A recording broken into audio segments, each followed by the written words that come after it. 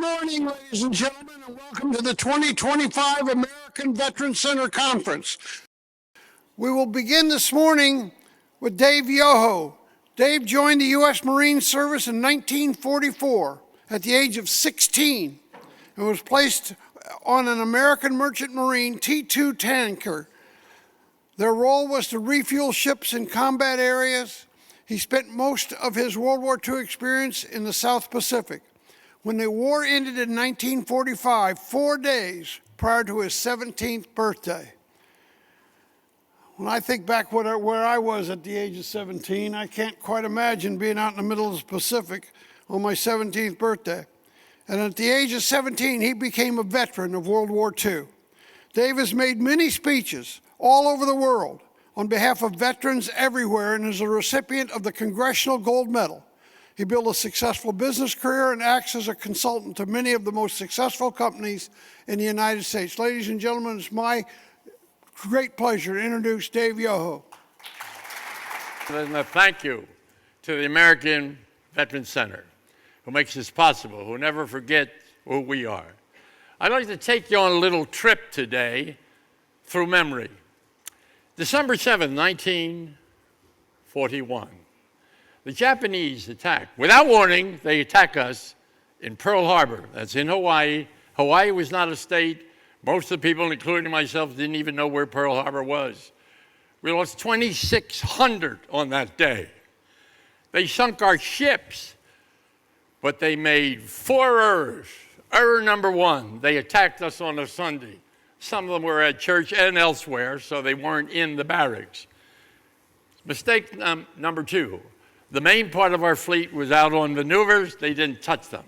Third, stupidly, they avoided bombing the oil controls. All the oil that was used by the Navy ships in the Pacific came out of this Hawaiian area. They never bombed those tanks. But fourth, they opened a nerve center. We were a country rising out of the greatest depression that the world has ever seen. And we were forced into a war. We only had 130 million people in the United States. We put 16,200,000 in uniform. And you'll meet some of them here. And you cadets from the academies, reach out to us, touch our hands. We're human, we flow like blood. You'll meet Rosie here, it's going to be 100. We are ancient citizenry, and we want to take you on this trip.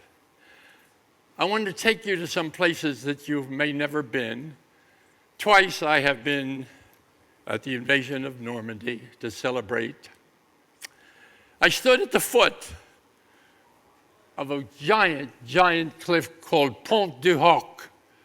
If you ever go there, I want you to remember this story. When you look up there, replay this story in your mind. 235 Rangers come in flat-bottom boats. This is the greatest invasion in the history of the world. And they come in flat-bottom boats, preceded by a boat that fired rockets up into the face of that cliff. And on signal of the 235, they climbed the cliff. They climbed that cliff. And the Germans attacked from all sides. 235 of them. At the end of the day, there were 85 left. I heard one of them interviewed on a program was there. And he stood in line, and here's the rule you get. If you're an American soldier and you take that oath to do what you will do within your human self, what you will do for our country. And when the whistle blew, they went up that cliff. And at the end, there were 85 of them left. Let me take you to another area. Let me take you to the Battle of the Bulge. Hear me. Bless those guys, and there's a couple of them here today. Bless the guys. The war was over. We had beaten the Germans. We had beaten them into submission, but they opened a new front, and we called that the Battle of the Bulge, and we lost 19,000 on those days. There were soldiers trapped in their pits and in the trenches, and for 40 hours, they couldn't even get up to go to a bathroom. Let me take you to Iwo Jima, where the Japanese by plan, took us in. Our soldiers came in to invade. 2nd Marine Division, and they show up, as the Marines always do, Semper Fi, they say, and they climbed the sands of Iwo Jima, and it was a trap. And for 48 hours, those Marines were trapped in that sand. 40 hours. Now, what is the aftermath of all this? You see us here today. We look normal. We look human. Well, I did mention we only had 130 million people. We put 16.2 in the 16,200,000 in uniform. Women in those days didn't go to combat. No, they say women never went into combat. Tell me what the nurses did. When those invasions are a day and a half old, they got to build a field hospital. In come the women nurses. Moreover, we couldn't man our factories, or make our planes, or we couldn't do any of those things without the woman in the workforce. Remember, we took the body of our manhood, we took them away, and yet we stood for something. Let me take you to another site.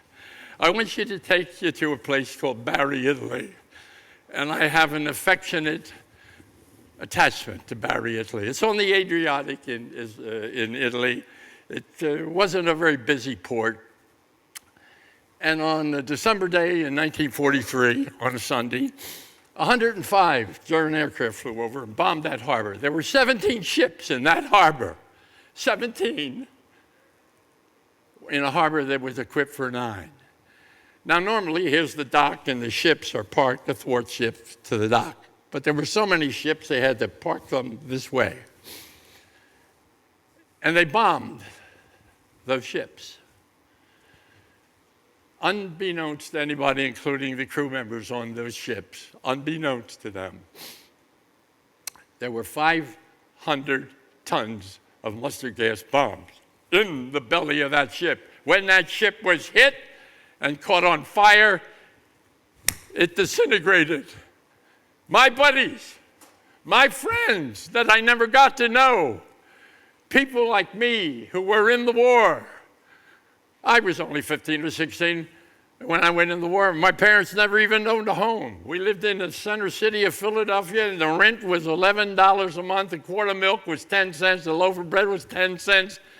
And they took us out of that environment to serve our country. Oh, there's more. There's a lot more. There's something called the Mermaid's Run.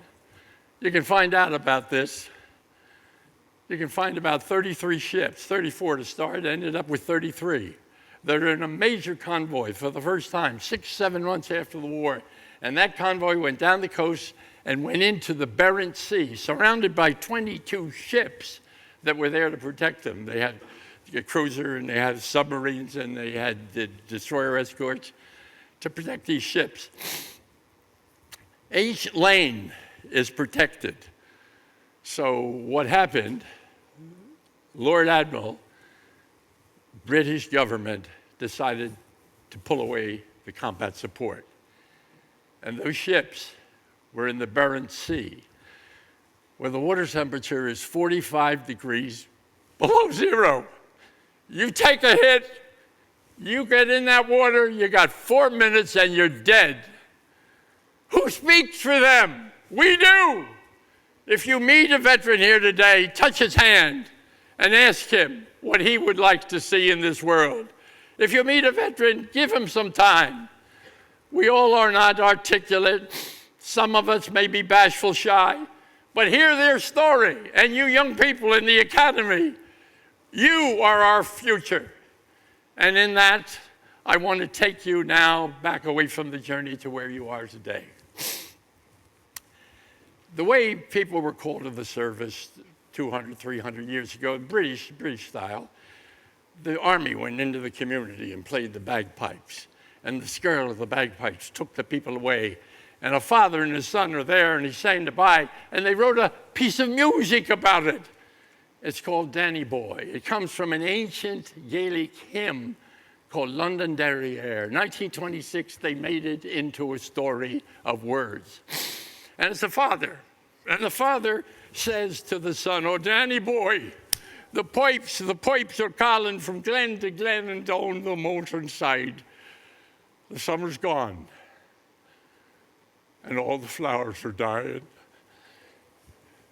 And you must go, and I must bide.